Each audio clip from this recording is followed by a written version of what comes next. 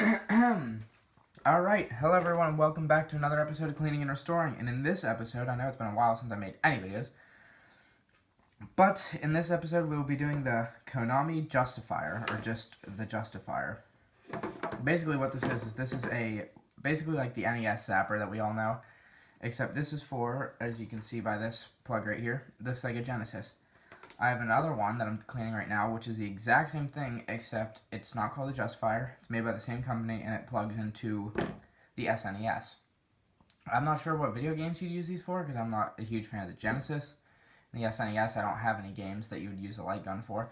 But whatever, I think they're still cool. My friend Tio gave me these to clean up and restore for him, because the one I already did was really bad. This one's a little better. It's still pretty gross, though. He got it he got both at a antique store that was going out of business. He got both of these and a couple Sega CD games, so he gave me all those to clean up. So without further ado, let's get into cleaning this thing. And it's a lot more difficult than the NES Zapper, but it's not that complicated, especially since I'll be walking you guys through the whole thing. So, obviously the first step, like any cleaning and restoring ever, is remove all the screws. So on here, we have one screw up here, and then we have 6 more, I think. 1, 2, 3, 4, 5, 6, 7, 8, 9. We have 9 screws total on the outside, and there's going to be 4 that are small, and I'll use the screws from the other one to show you. You're going to have 4 small ones like this, and 5 long ones like this. The 4 short ones, and I'll remind you this when we're putting it back together, the 4 short ones go down the barrel right here, and the 5 long ones are in the actual like handle or body of the gun, whatever you want to call it. So the first thing we're going to do is take out those 9 screws. Okay, so I've gone ahead and taken out all of the screws on this gun, and I did make one mistake. There's actually 5 short screws, because you have the 4 down the barrel, and then this one right here is also a short screw, so just keep that in mind when we're putting it back together. So for actually taking this apart, I usually start at the end of the barrel here, because it's only connected by screws, but the rest of it, actually this one lifts it off pretty easily, but the rest of it is also connected by a bunch of little plastic pins that feed into each other. As you can see, if I turn this upside down, we have all these little pins right here, which would feed into the other half of the gun to hold it together better. So, first thing you want to do is set this half aside, obviously, but you have this little plastic clear ring right here. So I'm going to take it out. And the cleaner this is, the easier it'll work, because this is what the light gun works off of. Well, this is what it works off of. But it'll shoot through here, and it obviously needs a clear thing to go through. So, this needs to be very clean, but you also need to be very careful with it. So I would just set it aside and clean it on its own, not with all the other pieces, so you make sure you don't lose it. And as for this piece, this whole half of the gun is completely washable. You can go dunk it in water and clean it off however you need to. So the first thing we gotta do is take all the guts out. So this trigger would normally be like this, but it fell out obviously. So this is how the trigger works. There's a little button under here that it pushes into. And here's the start button. So the start button can just lift off. As you see, I accidentally pulled it off. And that's obviously washable too. So we have 2 more screws we have to take out. One's a big one right here holding that spring in. I'm going to take that out. And this screw is the same size as the ones that are on the exterior, the big screws on the exterior of the controller. There's also, I don't know if you'll be able to see it, but right next to where the start button is, there's a small black screw, and you're going to need a smaller screwdriver for it. And that's just holding the board for the start button in place. Alright, so be careful with that screw because it's very, very tiny. And so now I'm going to lift the trigger out. And you can wash this if you really want to, because the spring can just pull right off, but I don't, because A, they're not dirty, and B, I don't want to try to fiddle with this spring and screw, so I'm leaving it all in one piece like this. And as for the board, it's pretty simple. You just lift it out. Starting up here, this is the most delicate part right here, this little silver box, because that's the part that actually reads your screen and makes sure you're shooting correctly. So all of it just lifts out once you have all the screws out. This piece, I remember on the last gun, this one didn't want to come out though. There we go. So just lift all of this out. And I have a picture of all of this on my phone, because I know it's very confusing looking to put back together, and frankly, it is.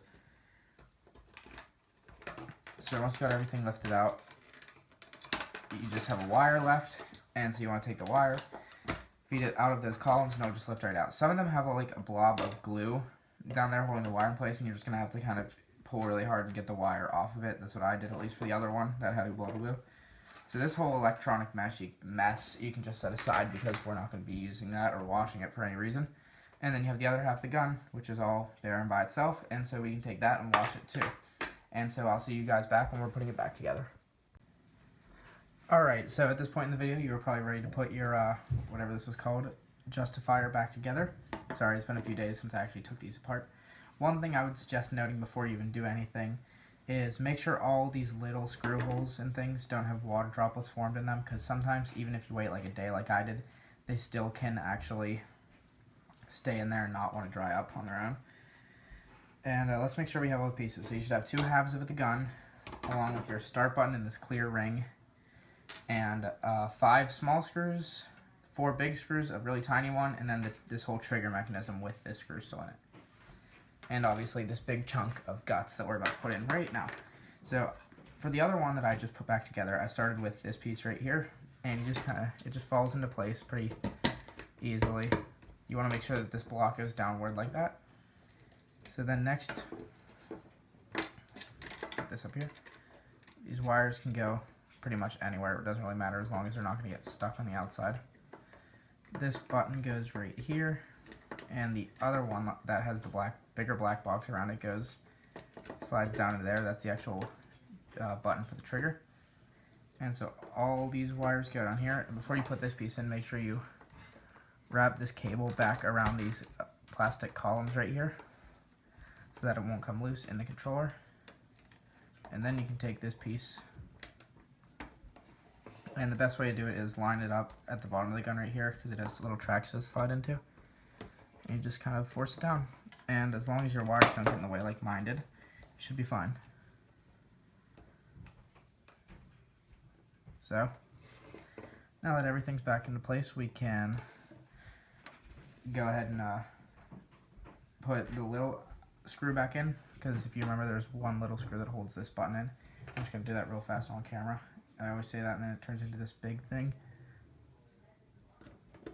Alright, we're good. Alright, so now that that's done, we're going to put the trigger back in. And we can also put the start button back on. The start button, you have 2 plastic columns right here. It just kind of fits on top of them like that. And so now you have, and it fell apart, but you have this with the spring, and you have the trigger, all this piece. So the trigger lines up with, there's little plastic tabs on it that line up with these holes right here. So you drop that in. Then I would suggest screwing it in before you even test if the trigger works, or at least starting the screw. I'm just going to put it all the way in because I'm like 80% sure this will work, because I already did one of these. And once that's screwed back in, the spring should curve a little bit. Then you can test. It seems to work fine. So, now we can take the other half of the gun. Oh wait, I almost forgot. One of the most important parts, this little clear piece. Try not to touch it with your finger, the front of it with your fingers. And that just drops into that little slat right there. And so now, take the other half of your gun and just drop it on top. It should fit very nice and snugly. The other one I had a little bit of issues with, but that turned out it was just because there were wires hanging in, which I think might be an issue here because this top half doesn't want to go together. But you kind of get what I'm trying to do here. So once I get it all done, I'll show you what I actually mean when it's all put back together. So make sure that everything is pinch tight, because if you remember, you had little plastic tabs that had to line up too. And also test if your start button and trigger work. So I'll show you when it's all screwed back together. Alright, I've gone ahead and put all the screws back in. It looks really nice and it's all cleaned up now. Do another test, make sure the buttons still work, which I already know these ones do. And so I did learn one thing. Remember when at the beginning of the video when I said you should have 5 short screws, because there was 4 on the barrel and then 1 down here? Turns out that the one down here just broke, which I did get confused by because I thought it was supposed to be a long screw because it was on the other one. So this should have been a long screw. So you should have had 1, 2, 3, 4, 5 long screws and 1, 2, 3, 4 short ones. If you're actually doing this, which I highly doubt you are. I've never even seen one of these before I was given this. But that's it for this video. So if you liked it, thank you for watching, and please leave a like or subscribe for more videos.